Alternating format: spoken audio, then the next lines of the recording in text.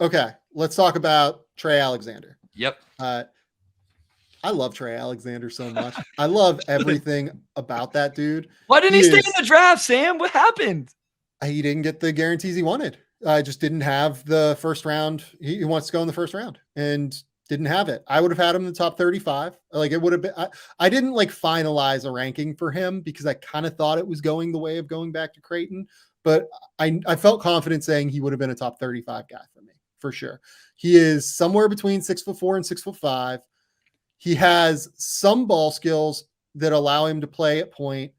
More of a combo though, more of like a, frankly, probably if there's a 1-2 positional spectrum in terms of point guard, shooting guard, he's probably like 65% more toward the 2 spectrum. He's a as opposed to the 1.65. He's a Yeah, that's exactly right. I think that's a really good way to put it. He's like a 1.65. He is a guy that can really shoot, can play off the ball at a really high level now. That was always the question after his freshman year, was like, okay, what do we think about Trey Alexander playing off the ball? Well, we know now that he's going to be able to shoot 41% from 3, playing next to a guy like Ryan Nembhard that played on the ball most of the time.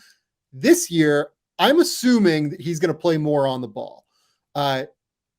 Part of that is that they got Stephen Ashworth. Ryan Nembhard transferred to Gonzaga. They bring in Stephen Ashworth. Stephen Ashworth is one of the best shooters, point blank, period, in college basketball. He is a sniper from distance. So they're going to want to run him off of screens. Greg McDermott is one of the best coaches in college basketball, cultivating and creating really good off-ball movement and really well-spaced offense. To be able to get guys shots. And I'm sure they're going to want to run Stephen Ashworth off of a lot of actions. The good news is they have a guy in Trey Alexander who can play on the ball enough to allow him to do that.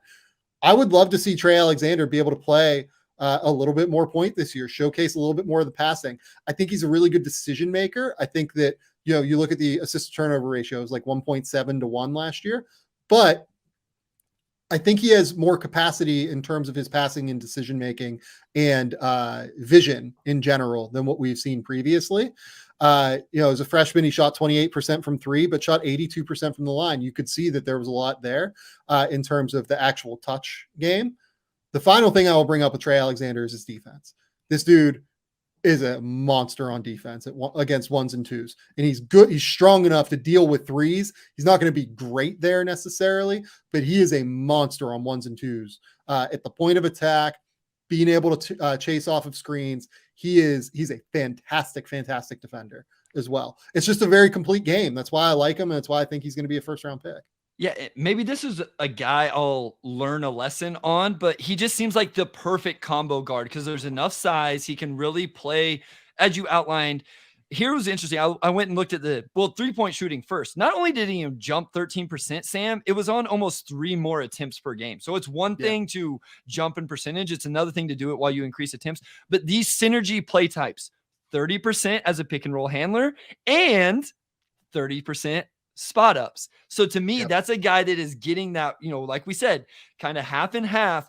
And he was very good in one, excellent in the other, 45% on catch and shoot threes, 36% on dribble threes, almost 60% in the half court on layups. Just a guy, you watch it.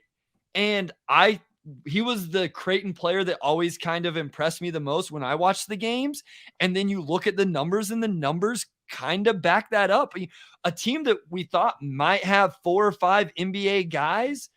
I mean, I don't know what Shireman's going to end up doing. Kaluma's stock, as I hate to say this about a kid, but has kind of plummeted from where it was to K-State might revitalize that, right? I mean, I've never, for what it's worth, I got it with, I think I kind of jumped on the train with other people with Kaluma, partially because I really like the Creighton offense and thought that it would really work.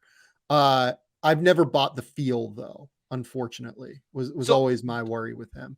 There's a real possibility that Trey's the only first round pick out of those 5 guys from last year.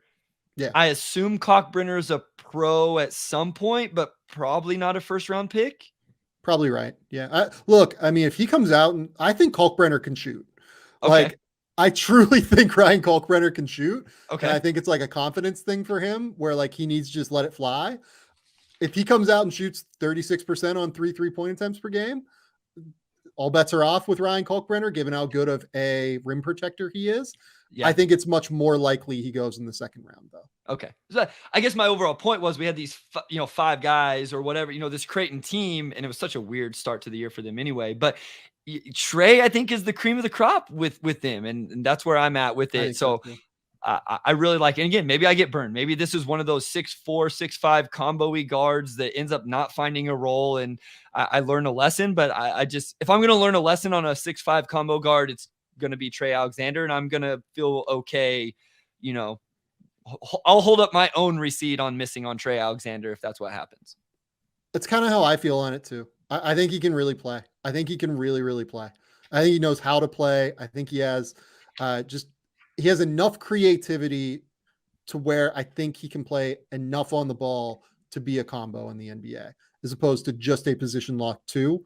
And that's kind of where I sit on it. And I'm excited to see if he plays more on the ball this season. Bryce, your final guy.